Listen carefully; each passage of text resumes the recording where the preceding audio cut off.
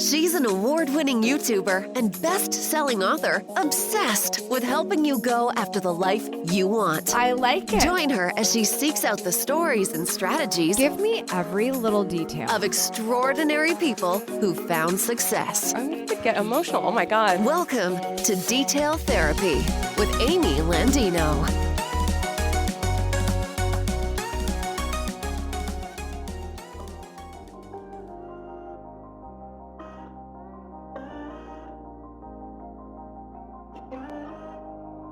Good morning, good life. Welcome back to Detail Therapy. In this episode, we're getting into the details about work from home life balance. How do you strike a good balance when the lines between work and life are so blurred? I'm going to be sharing 8 important tips so that you don't lose sight of living life well when you're not changing your scenery as much as you're used to. And I also have a very exciting announcement on this topic, if it resonates with you, of how you can do an even deeper dive to strike that work from home life balance. If you're new, hello. My name is Amy Landino and I will be your host. I'm a success coach and founder at Gatlu House, a resource dedicated to helping you go after the life you want. You can see all of our work, including the show notes for this episode of the podcast, by visiting detailtherapy.online. I know I'm a little early this week. Thank you for noticing. I have a very good reason why you're getting a Monday podcast instead of a Tuesday podcast. But first, I don't know about you, working from home is getting a little exhausting after a year of quarantine. I do realize there's probably some people listening to this podcast that are commuting and don't actually have the luxury that I would say working from home has on my life. But for those of you who do, you may get this perspective a little bit more. I think we need to be grateful for the opportunities that we have, but we also don't want to get so in our head about how things are changing and how things are different, and then therefore not be able to truly emulate what it means to go after the life that we want every day, no matter what the circumstances are. So if you are working from home and trying to figure out that balance, this episode's going to be very useful for you. I know it's useful for me. These are all things I have to remind myself of all the time because I do spend the majority of my life working on work at home and working on life at home. And that can get to be really challenging on the mindset. So if you're struggling in your mindset and the work from home life balance, I see you, I feel you, I want to help you with that today. And I think it's going to be a very, very productive episode, as if it isn't on a usual basis, but you feel me. I'm also excited because in this episode, I want to share a very special product announcement, and it's in partnership with an amazing brand that I've worked with in the past. We've done really cool stuff together before, and so I'm just so pleased that we're finally doing something again together. It goes very well with this conversation that we're having. So stay tuned because later I'm going to bring you up to speed on all of it. But before we can do that, I have to share these tips. Before we can take the next step, you've got to know the basics. So here we go. These are the action items I recommend when you're striking the work from home life balance. We hear work-life balance all the time. This is my sort of like fun twist on it because work-life balance in general is already so difficult, but work from home life balance is another level, which is why my first tip is set up your space. No matter what your home looks like, if a place within your home needs to be where you're getting work done, whether you report to somebody digitally or you work for yourself and maybe you need to do some things digitally or even not digitally, maybe it's very much with your hands and you need more space and you're building things, whatever the case, you've got to have a place for it. Okay, it's not just, it's got to get done. I have to do it at home, so it'll just happen where it happens, on the floor, in front of the TV, at the dining room table, in my office. There's so many different places it could be, but that variable adds an unnecessary decision-making process that would happen on a regular basis. We need a lot of decisions to already be made so you can stay focused and stay productive on the task at hand. I'm too passionate about this. I can't say words properly, but you get what I'm saying, right? I need you, just like with your morning routine, we talk about this, choosing your space, setting up your space. Where will you go to do your work, that you can designate the work zone. This is going to be a little challenging if it is the dining room table, right? Because that space is also where you eat. So the boundaries are still very much blurred there. For those of us who have a home office, a lot easier to make that decision. When I'm in the office, I'm in the office, and that's it. But it's so important to set up your space and know where that zone is, even if it is a transitional space and sometimes plays another role. Have your space set up. Put the computer there, put the accoutrements or the widgets that you need there. Do everything you can to set yourself up so that when it's time to clock in, you go to that zone and it's ready for you. It's not that you have to get set up every single day, that everything's in your backpack or your briefcase. Get it set up. It needs to be there for you 5 or more days per week, depending on your life. So know your space and set it up. My second tip is Good Morning, Good Life.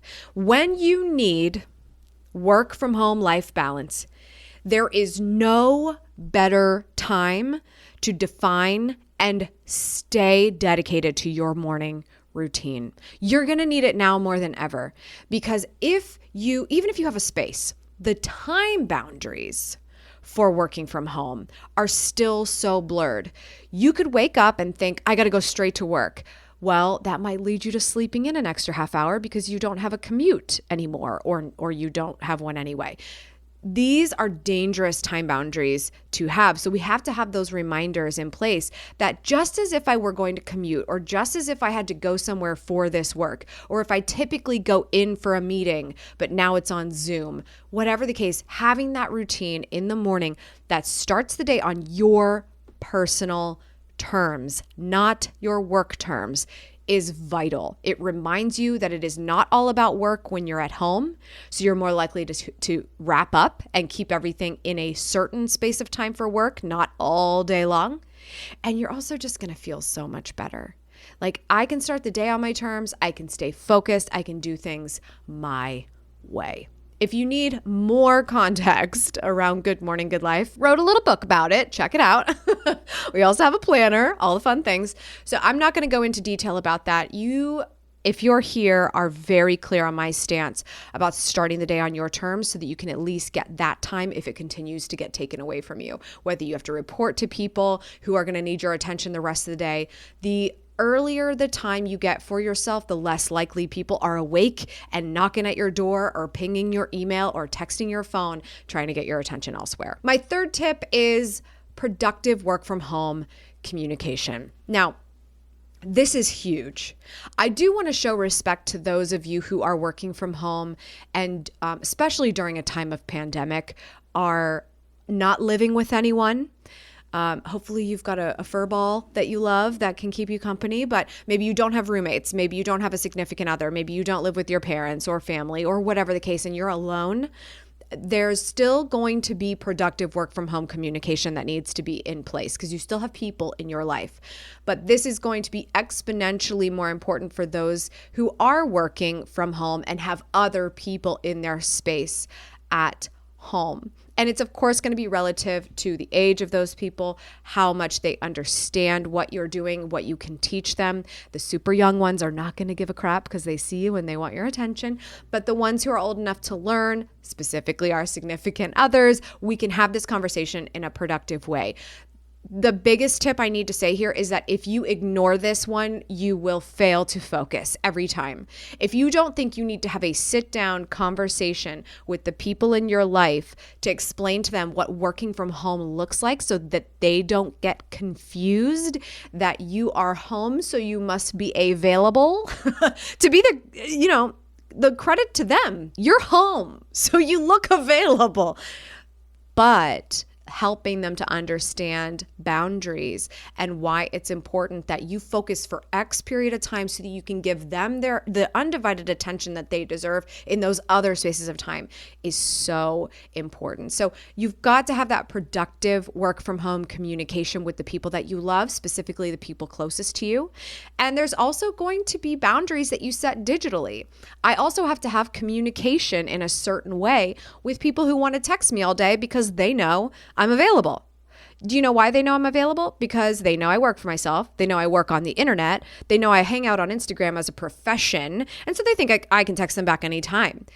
I need to set those boundaries. They cannot do that for me. So maybe you're not being blown up by somebody that's right next to you, but you're being blown up by your loved ones who maybe aren't working at that moment, or they just have a different type of work-life balance they're working on. We've got to have communication there too. Even if communication is, I'm turning do not disturb on and I'm not going to write anybody back, because that's the boundary I have to set in place for myself in order for them to get the picture that I'm not always available for a text conversation. My fourth tip is the power of no.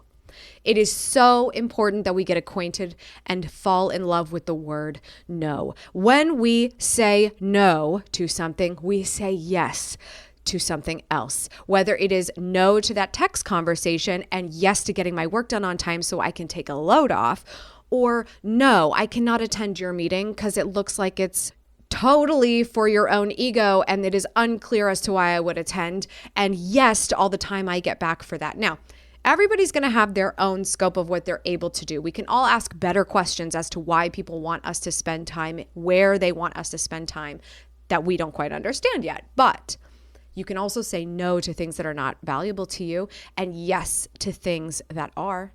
If you want to build your side hustle and go after your full-time freedom, but you don't have time because you have a family and you have a full-time job, what do you continue to say yes to that is taking more minutes away from that?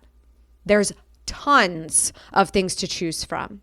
And the beautiful thing about work from home life balance is that you might be able to find some of those spaces of time to better use.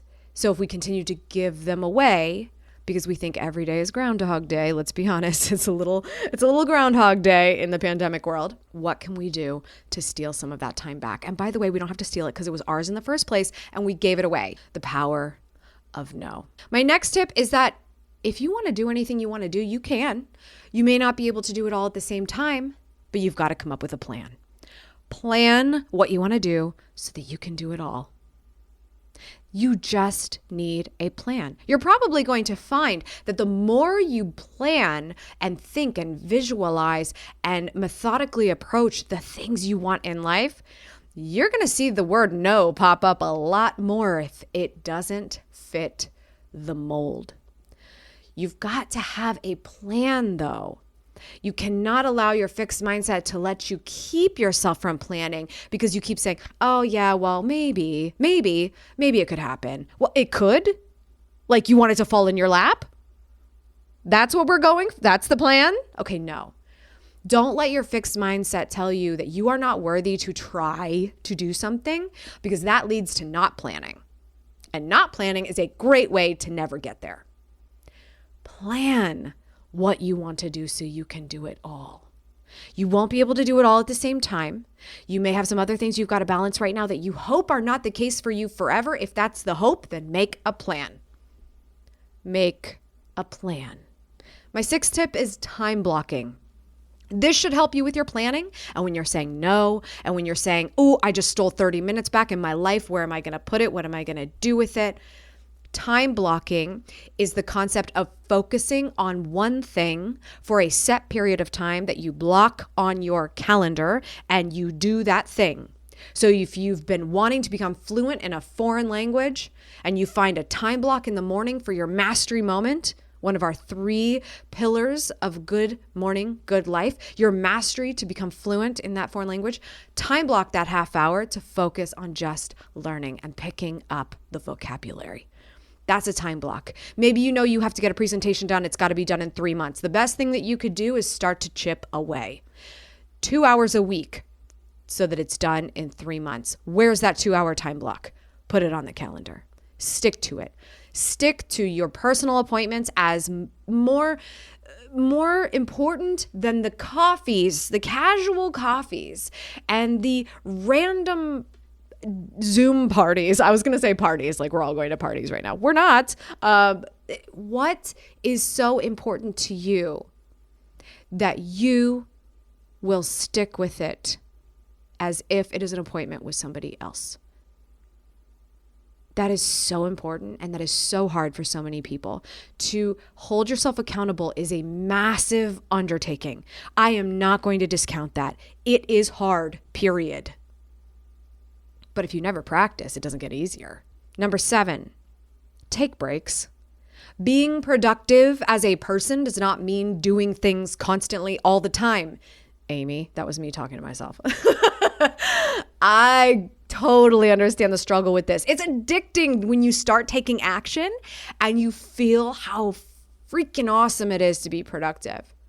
But you will burn out sooner, later, multiple times, for short periods of time, for long periods of time. For years at a time, you may feel like you are in a lull, and this is because you don't take a break.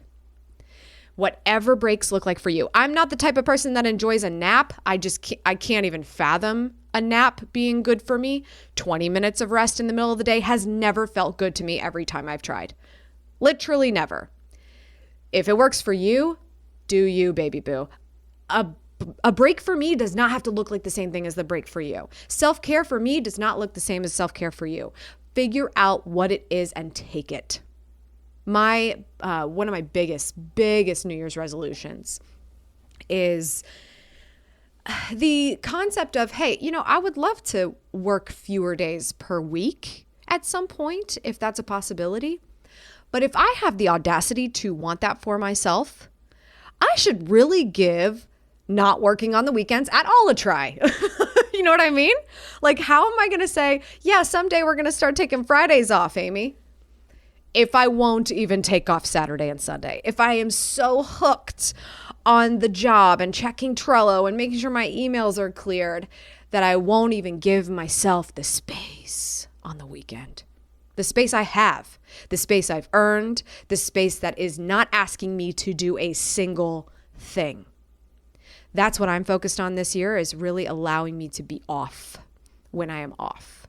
And that is a great example of just taking those breaks. And my 8th tip, and this is so important, no matter if you're introverted like me, or you're extroverted, or you're somewhere in between, whether you live with 8 people or you live with nobody, not even a pet, it is so important that we maintain relationships, especially when we are working from home, because the inter-office collaboration and synergy is not there. You have to work harder for it. Or even the fact that we are quarantining at a time like this, and we don't get to have those in-person moments the way we used to. Going to a birthday party is something we used to totally take for granted, and we can look at that very differently now.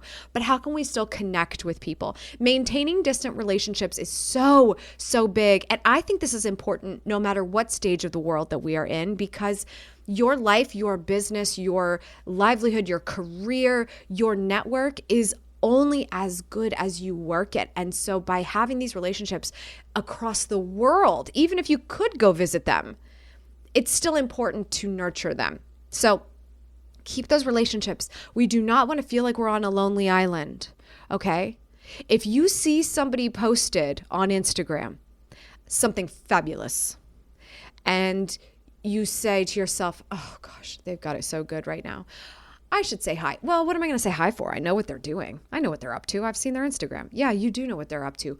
You don't know how they're feeling. You don't know if they're just posting the good moments and struggling behind the scenes. You have no idea, but you could. You could reach out. You don't have to take on someone else's weight just because you decided to reach out and care. That action alone may do more than you even realize. So maintain those distant relationships. Not only is it good for those you touch, but it will fuel you for the better. It is too easy in this digital world, if we work from home and we have life at home and all this stuff, to get stuck in this bubble where we forget other people are thinking and feeling, and we might be able to relate to them. And to have those moments is to get refreshed. So those are my 8 tips I want to share with you today. Number 1, set up your space. Number 2, good morning, good life. Number 3, productive work from home communication. Number 4, the power of no. Number 5, plan what you want to do so you can do it all. Number 6, time blocking. Number 7, take breaks. And number 8, maintain distant relationships. Now that you know the basics, it's time for you to take the next step. I am over the moon to announce my partnership with my friends at Creative Live.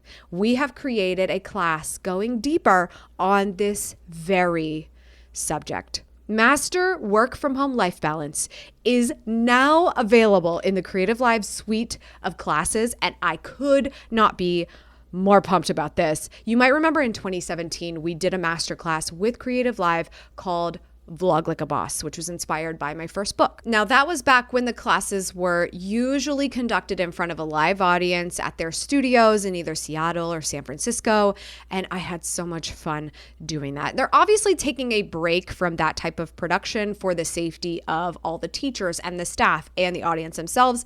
I just thought it was so fitting that I would be creating this class remotely in my own work from home environment. So we have done it. Every tip you heard from me today, there is a module of the class available for you to do a deeper dive with me. Starting today, January 25th, 2021, the class is going to be streaming for free from 9 a.m. Pacific time on. Yes, this is what I love about Creative Live. They always roll out the class for free for the first day, and you can usually watch it live.